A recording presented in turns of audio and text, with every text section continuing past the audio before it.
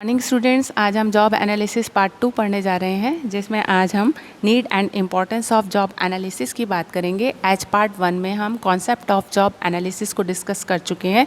यानी पार्ट 1 में हमने जॉब एनालिसिस के मीनिंग एंड डेफिनेशन के बारे में जाना था। इसी के साथ हमने इसकी कैरेक्टरिस्टिक्स की भी बात की थी और साथ ही साथ में हमने इसके ऑब्जेक्टिव्स को भी डिस्कस किया था। और अब आज की क्लास में हम need and importance of job analysis की बात करने जा रहे हैं कि job analysis human resource management का एक इम्पॉर्टेंट फंक्शन होता है और यह ह्यूमन रिसोर्स मैनेजमेंट को इफ़ेक्टिवली परफॉर्म करने में हेल्प करता है, क्योंकि यह कई सारी इम्पॉर्टेंट इन्फॉर्मेशंस अवेलेबल कराता है जिसके बिहाफ पे एचआर मैनेजर इम्पॉर्टेंट डिसीजंस को ईजीली ले सकता है।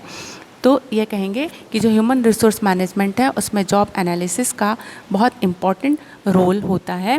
The specific uses of job analysis are given as below. Number 1 is achievement of goals, कि जॉब एनालिसिस के बिहाफ पर कोई भी ऑर्गेनाइजेशन अपने एम्स को, अपने गोल्स को ईजीली अचीव कर सकता है। As it is said, jobs are at the core of every organisation's productivity. If they are designed well and done right, the organisation make progress towards its objective. Otherwise, productivity suffers, profits fall, and the organization is less able to meet the demands of society, customers, employees, and other with a stake in its success। कि अगर कार्य परिभाषित होते हैं और ये well define होते हैं तो संगठन को उसके उद्देश्यों की प्राप्ति में सहायता मिलती है और वह इजीली इन उद्देश्यों को प्राप्त कर सकता है। अदरवाइज उसके प्रॉफिट्स भी डिक्रीज़ होते हैं, उसकी प्रोडक्टिविटी भी गिरती है और वो सोसाइटी को कुछ भी कंट्रीब्यूट नहीं कर पाता है। एंड द सेकंड इम्पोर्टेंस का जो पॉइंट है वो है organisational design. Job analysis is useful in classifying and assigning jobs. Sound decisions regarding hierarchical positions, authority and accountability for various jobs can be made on the basis of information obtained through job analysis. This improves organizational efficiency and minimize overlapping of duties। कि जो job analysis होता है इसके behalf पर संगठन संरचना को effectively बनाया जा सकता है और जब संगठन संरचना स्पष्ट होती है तो कार्यों के दोहराव को रोका जा सकता है और संगठन की कार्यकुशलता को बढ़ाया जा सकता है। So job analysis improves organisational efficiency and minimise overlapping of duties. And the third one is manpower planning. Job analysis provides useful information for forecasting manpower requirement in terms of the quality and number of personal needed.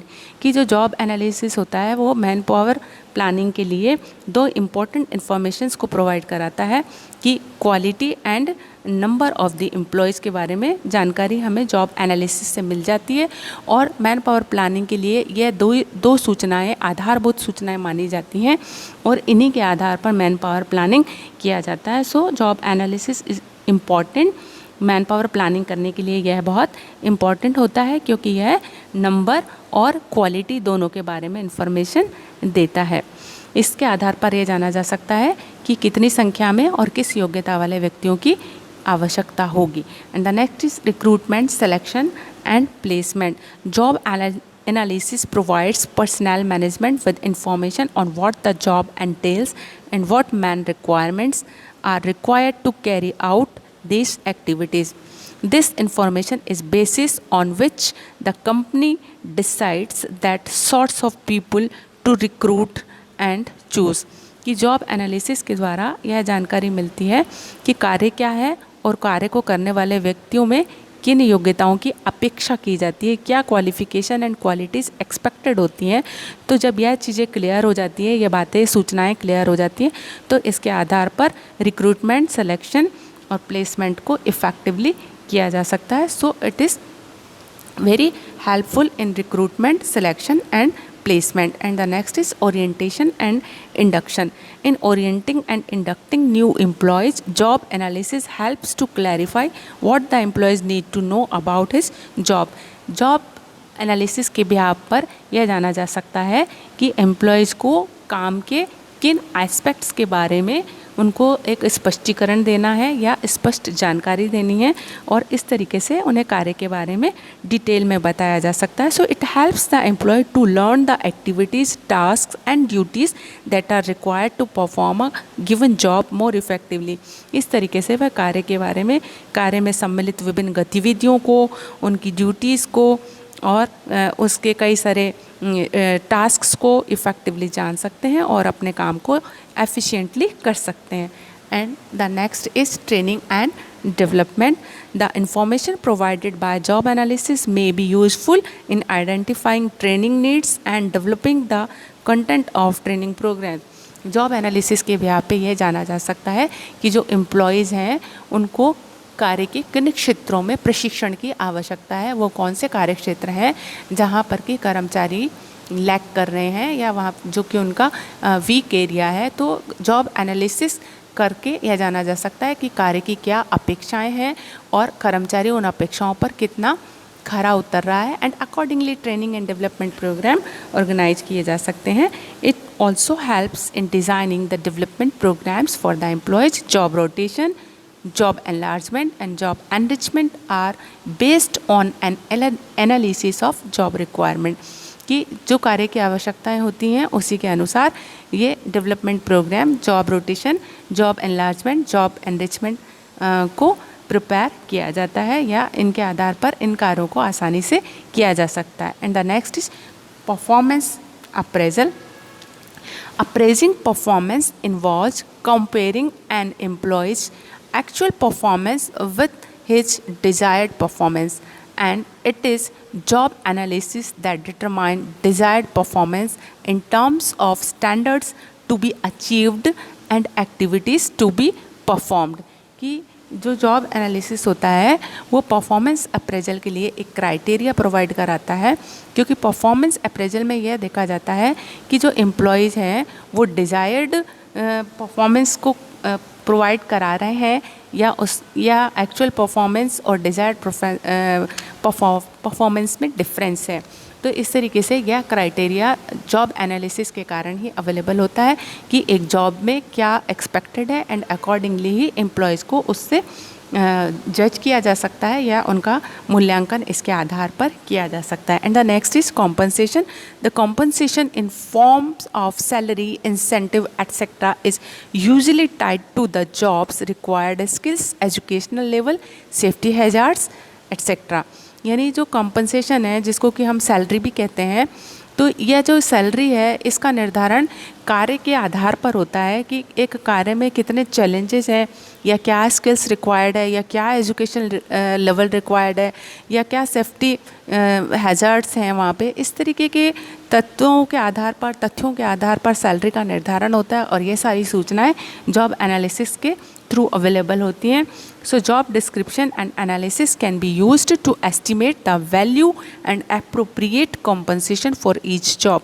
कि जो job analysis है, job description है, इसके द्वारा job का evolution होता है and accordingly ही उसके सैलरी पैकेजेस का डिटर्मिनेशन किया जा सकता है कि जैसा कार्य है उसी के अनुसार व्यक्तियों के सैलरी पैकेज या कंपनसेशन को डिटरमाइन किया जा सकता है.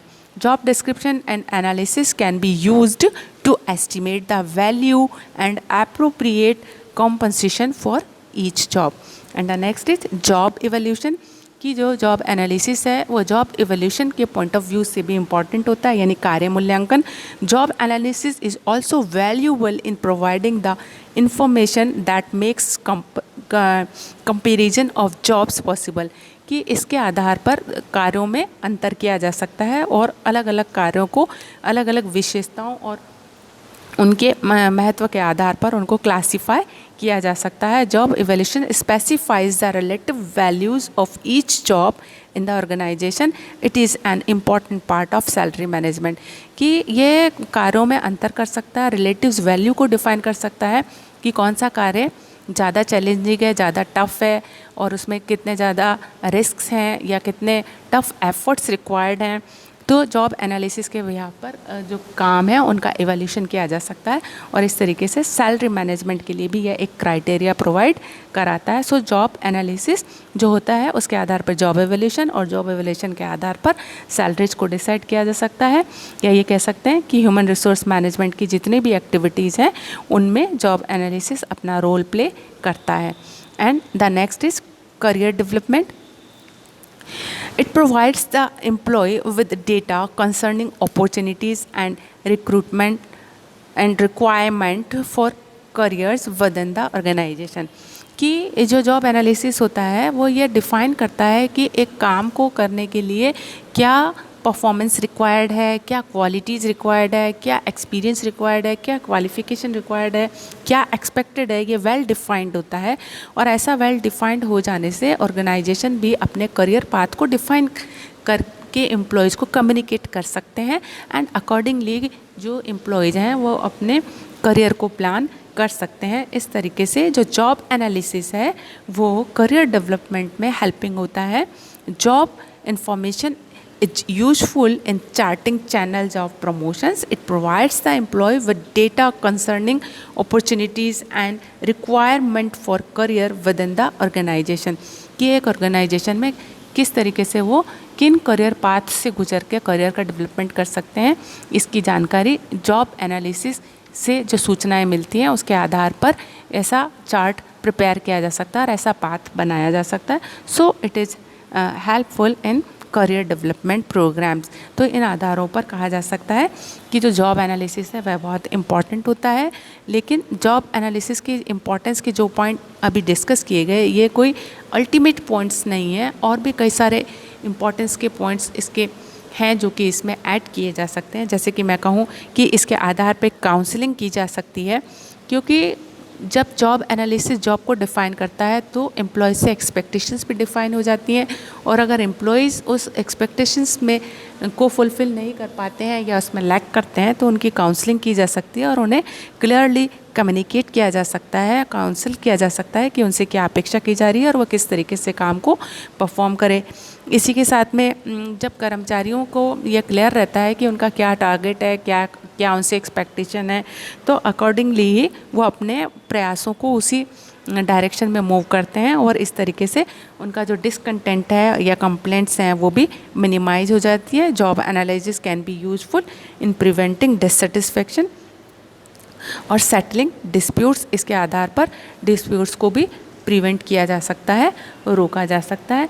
और भी कई सारे ऐसे पॉइंट्स हो सकते हैं जो कि ह्यूमन रिसोर्स मैनेजमेंट को हेल्पिंग होंगे कि किस तरीके से मानव संसाधनों का प्रबंध किया जाए।